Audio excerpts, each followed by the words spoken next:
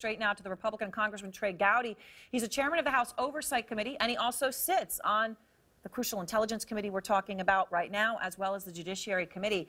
Congressman Gowdy, thank you so much for your time. I appreciate it. I want to give you a chance right away to respond to this memo sent by the Assistant Attorney General here to Devin Nunes, the chairman of your House Intelligence Committee. Says it would be reckless to release that memo without showing it to the Department of Justice for them to review it. What do you say?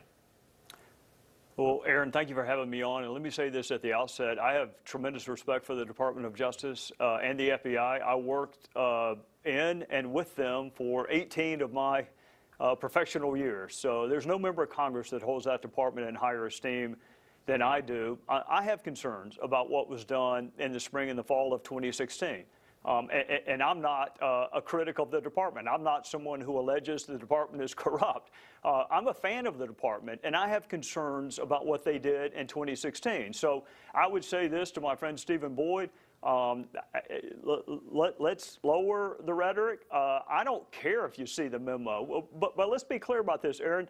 The memo was distilled from information that the department gave us. So it's not like there's new information. Everything in the memo they already have. What they don't know specifically is what are their complaints, and I'm fine to share them with them, but you can't possibly say a memo is reckless if you haven't read it. So let me ask you a crucial question here.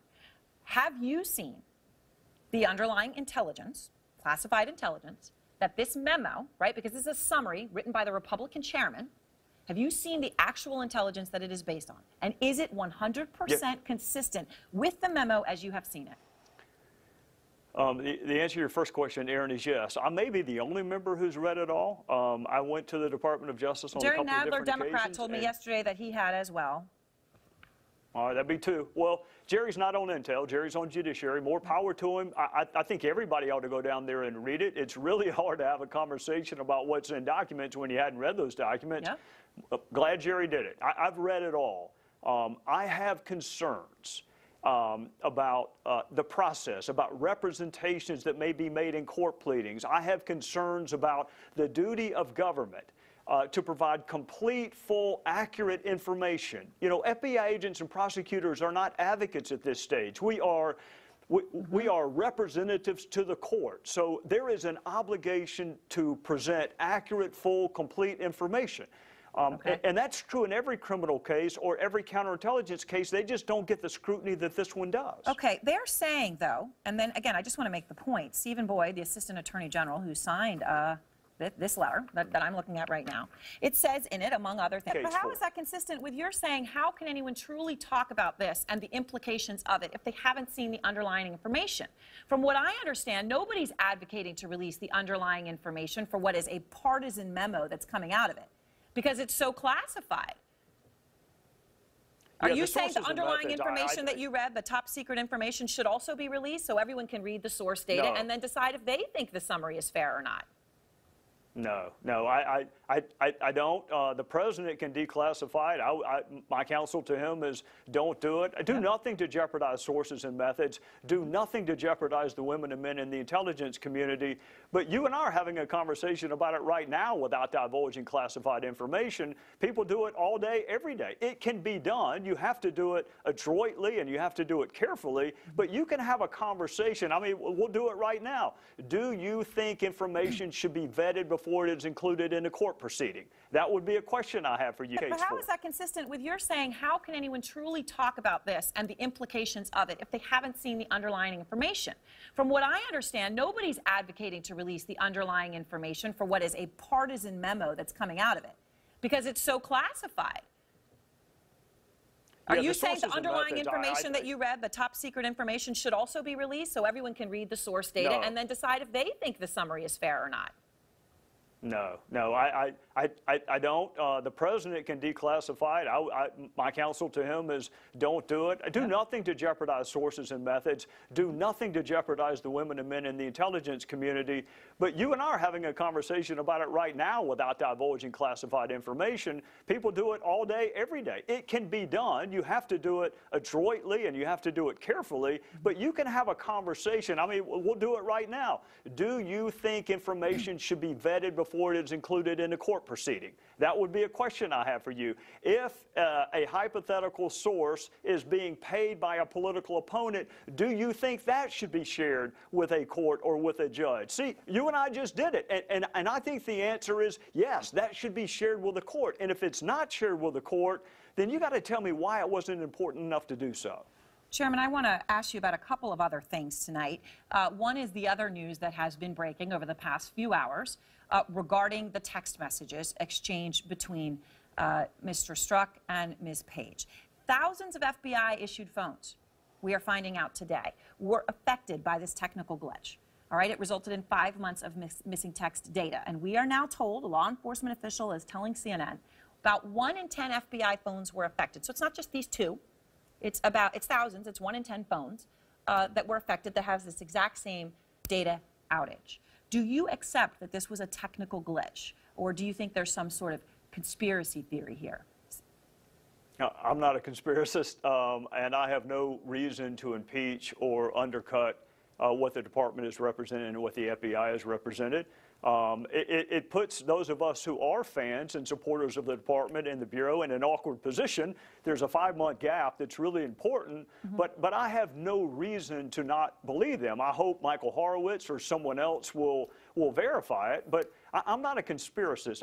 I'm every bit as concerned about the text we do have as the 5 months worth that we don't. And the ones that we do have evidence a level of bias that I have never seen before from any law enforcement officer, and it is troubling. And I am eminently more interested in discussing the texts that do exist than theorizing about what's in the ones that don't. All right, so let's talk about what we have. First of all, I just want to point out for the record, of course, that the special counsel, Bob Mueller, last summer, when he found out about the text messages, which did indicate bias by the senior agent Strzok, he removed him from the team, okay? He removed him immediately upon finding that out. But let's just share one of them that I know that you have talked about, as well as your Republican senatorial colleague, Senator Johnson. This one is from May 19th of last summer, so it's right after the 5-month glitch. And in it, Strzok texts Page referring to the Russia investigation ostensibly. You and I both know the odds are nothing. If I thought it was likely, I'd be there, no question. I hesitate in part because of my gut sense and concern there's no big there. Okay? The assumption being made here is that they're talking about his willingness to join the Russia investigation. But my question to you is, Congressman, doesn't this show you that whatever his personal political beliefs were, which he's saying here, if I thought it was likely, I'd be there, no question. But he didn't have a bias against Trump on Russia. He's saying there's no big there. I don't think there's anything there. You know what, Aaron, respectfully, it tells me the exact opposite, because just above that text is a conversation about impeachment. And every single FBI agent I know would look at what Bob Mueller is doing right now and saying, you are performing a national service from a counterintelligence standpoint and from a criminal standpoint. It's just not how many pelts you can tack up against the wall in terms of guilty pleas and convictions. Bob Mueller is also doing a counterintelligence investigation about a foreign adversary that attacked our country in 2016. And if that doesn't get an FBI agent excited enough to participate in an investigation, that's heartbreaking. So I read that text exactly differently. If it's not going to result in a conviction against the President of the United States, I'm not interested in participating. I don't know another Bureau agent that would take that approach. All right, but I'm just making the point. He obviously didn't think there was a there. So he didn't go into the Russia investigation, which he then subsequently joined before Mueller removed him. He didn't go into it thinking the president was guilty. He went into it thinking the opposite. So as much as the guy, as you're pointing out, hates the president, he didn't see any there. He wasn't going in thinking he was going to find anything. Well, the only thing I would say in response to that, Aaron, is the morning after the election, they're discussing impeachment. So if they're really open-minded, objective, fact-centric FBI agents, what are they doing discussing impeachment when the ink isn't dry on the ballot confirmation yet. This is the morning after, and they're talking about impeachment. So, look, I have a lot of respect for you. You're going to have a really hard time convincing me that Peter Strzok should have been on this investigation. Okay, so let me ask you, and by the way, again, I'm just pointing because I need to for the record, that Bob Mueller did remove him when he found out about these texts. So Peter Strzok was removed from this last summer. Just to make sure everyone knows, it wasn't like he stayed on this investigation for some period of time after this was discovered.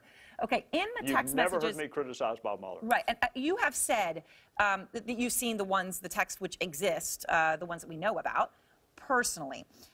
One that was sent the day after the election, which you're referring to impeachment, but one of the ones you've talked about, you quoted it as saying, quote, perhaps this is the first meeting of the secret society. You didn't give any context, okay? What was the context? Did they elaborate? What are we talking about, secret society? It's right after they're lamenting the fact that Trump won North Carolina and that he won Florida, and they're really disappointed in the way the election turned out. And then about an inch down from that is a conversation about perhaps this should be the first meeting of the secret society. And then about 2 texts down, they say, let's talk about it with Andy. I don't know if that's Andy McCabe, and I'm not going to allege that it is. But it's eerily similar to what they said about the insurance policy. You kind of are. You're throwing it out into the ether. I mean. Well, Andy McCabe is mentioned throughout their text. I don't know if there's another Andy. So I don't know if there is or not. So I'm not going to malign Andy McCabe. I actually asked him directly about the insurance policy text, and he denied it. I take him at his word, but take him out of it.